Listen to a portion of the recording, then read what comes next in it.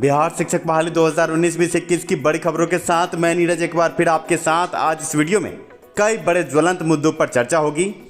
STET 2019-2021 CTET दिसंबर जनवरी 2021 और STET के माध्यम से कॉमर्स के अभ्यर्थियों की बहाली पर पटना हाईकोर्ट के जो बड़े निर्देश है कि 6 महीने के भीतर अभ्यर्थियों की परीक्षा ली जाए, इस पर आज चर्चा होगी। ऐसे में आपको बता दें कि आज अभ्यर्थी ने शिक्षा मंत्री और प्रधान सचिव से की है मुलाकात। अभ्यर्थी की जुबानी आज हम आपको पूरी कहानी सुनवाएंगे। कॉमर्स के अभ्यर्थी सौरभ कुमार आज पहुंचे थे पटना। उन्होंने शिक्षा मंत्री से मुलाकात की, सचिवालय में जाकर प्रधान सचिव से भी मुलाकात की।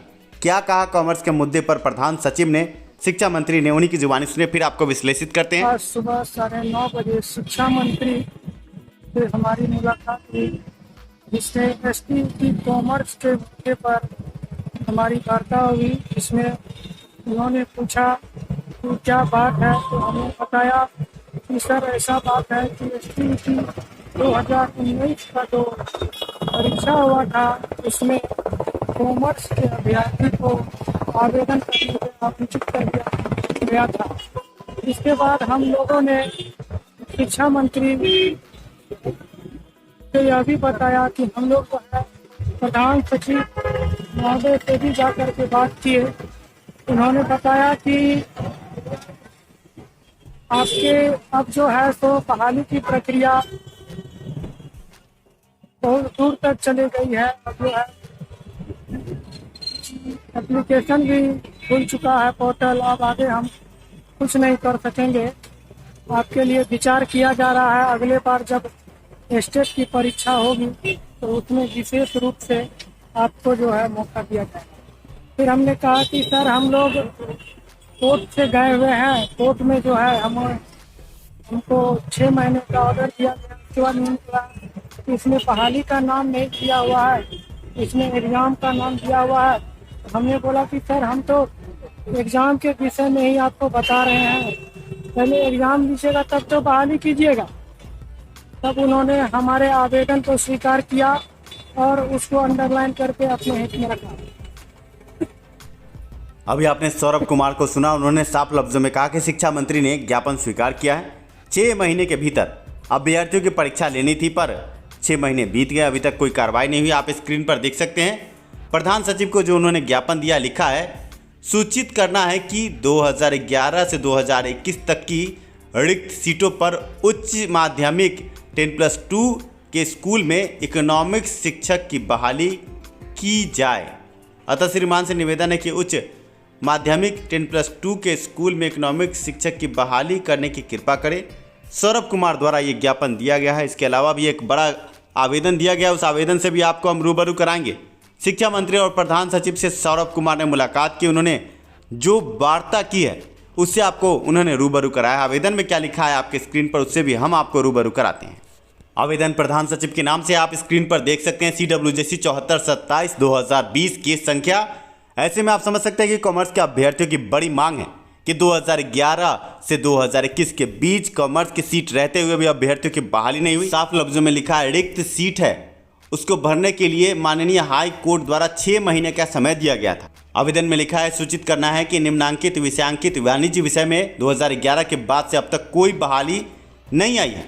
हम सभी अभ्यर्थी कॉमर्स विषय के बहाली के संबंध में पटना हाई कोर्ट द्वारा केस किए थे। हम लोगों का केस CWJC 7427/2020 है। माननीय पटना हाई कोर्ट द्वारा माध्यमिक 9, 10 और उच्च माध्यमिक में कॉमर्स इकोनॉमिक्स विषय के बहाली के लिए हाई कोर्ट सरकार को 6 महीने का समय दिया था, जिसमें 3 महीने सीटों की आकलन करने के लिए और 3 महीने बहाली की प्रक्रिया को शुरू करने के लिए। आगे लिखा है पिछले कुछ वर्षों में माध्यमिक स्कूलों को उच्च माध्यमिक के रूप में अपग्रेड किया गया है। उन सभी सीटों को एक साथ जोड़कर कोर्ट के आदेशानुसार बहाली की प्रक्रिया शुरू की जाए। विज्ञापन में जो 1308 सीट दिखाया गया है, जो 2011 तक के रिक्त सीट को बताया गया है, 2011 से 2021 तक बहुत से माध्यमिक स्कूल उच्च माध्यमिक में परिवर्तित हुए हैं। उन सभी सीटों को जोड़कर बहाली का विज्ञापन जारी किया जाए। कॉमर्स के अभ्यर्थियों ने सीधे तौर पर ताल ठोक के हाईकोर्ट के निर्देश को दिखाते हुए मांग की है कि जल्द से जल्द 2011 से 2021 के बीच की रिक्ति को जोड़कर बहाली प्रक्रिया के लिए नोटिफिकेशन निकाला जाए। आप अभ्यर्थी सौरभ कुमार का नाम देख सकते हैं, स्टेट कॉमर्स शिक्षक अभ्यर्थी, त्रिवेणीगंज सुपौल के अभ्यर्थी, और इन्होंने बड़ी मांग की है कॉमर्स की सीटों पर जल्द से जल्द 2011 से 2021 के बीच की रिक्ति पर बहाली प्रक्रिया शुरू करने की। ऐसे में शिक्षा मंत्री ने ज्ञापन को स्वीकार किया और स्वीकार करने के बाद अब आगे की प्रक्रिया क्या निकल कर आती है देखने वाली बात होगी। ऐसा प्रतीत हो रहा है कि जनवरी से लेकर मार्च के बीच में स्टेट कॉमर्स के अभ्यर्थियों के लिए कोई बड़ा नोटिफिकेशन आ सकता है, क्योंकि हाई कोर्ट के अवमानना का मुद्दा भी बन रहा है। अभी तक शिक्षा विभाग ने इस पर कोई पहल नहीं किया, जबकि 6 महीने के भीतर 2020 में ये बड़ा आदेश आया कि आगे बहाली की प्रक्रिया के लिए अभ्यर्थियों के हित को देखते हुए सीटों को कैलकुलेट करके आगे नोटिफिकेशन निकाला जाए। ऐसे में शिक्षा मंत्री ने आज बड़े ज्ञापन को स्वीकार किया और आगे जल्द ही आपको कॉमर्स के अभ्यर्थियों के लिए जनवरी से लेकर मार्च के बीच में आगे बहाली प्रक्रिया देखने को मिल सकता है।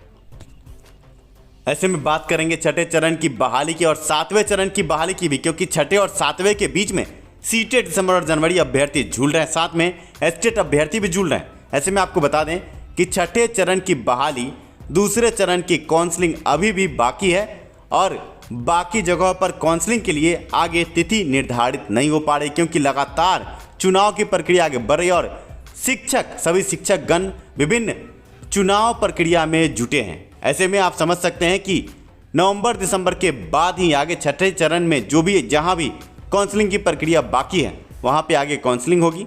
आगे काउंसलिंग के बाद नियुक्ति पत्र से पहले सर्टिफिकेट की जांच के लिए शिक्षा विभाग का कहना है कि विशेष दूत भेजकर राज्य के अंदर और राज्य के बाहर के विभिन्न विश्वविद्यालयों में अभ्यर्थियों के सर्टिफिकेट की जांच करवाई जाएगी और इसके बाद आगे की प्रक्रिया बढ़ेगी।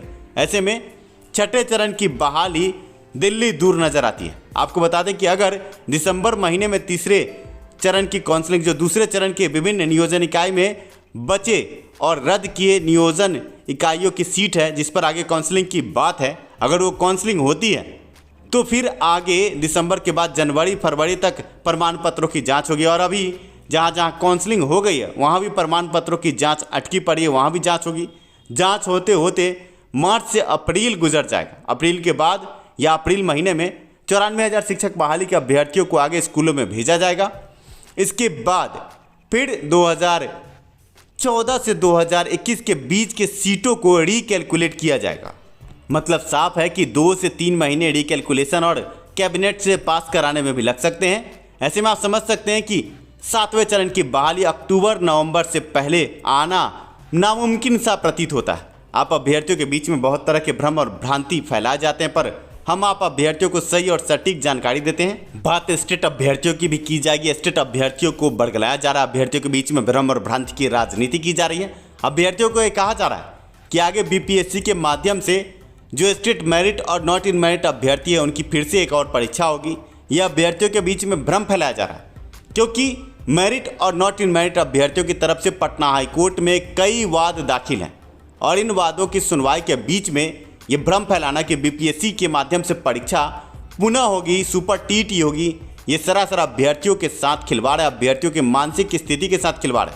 ऐसे भ्रम और भ्रांति फैलाने वाले अभ्यर्थियों से बचें। आप शिक्षक अभ्यर्थी और आप खुद सोच सकते हैं, जब हाई कोर्ट में केस लंबित हैं और एक नहीं 5-7 केस लंबित है, ऐसे में सरकार और शिक्षा विभाग नोटिफिकेशन में बदलाव कैसे कर सकती है? हाई कोर्ट के निर्देश के बाद ही कुछ हो पाएगा। और ये भ्रम और भ्रांति इसलिए फैलाई जा रही है कि स्टेट अभ्यर्थी हार कर पैसा चंदा के रूप में इन अभ्यर्थियों को दे, साथ में इन अभ्यर्थियों के साथ गलत तरीके से खड़े हो जाए। हम आप अभ्यर्थियों से यही कहेंगे कि आप शिक्षक अभ्यर्थी और स्वविवेक से काम लें।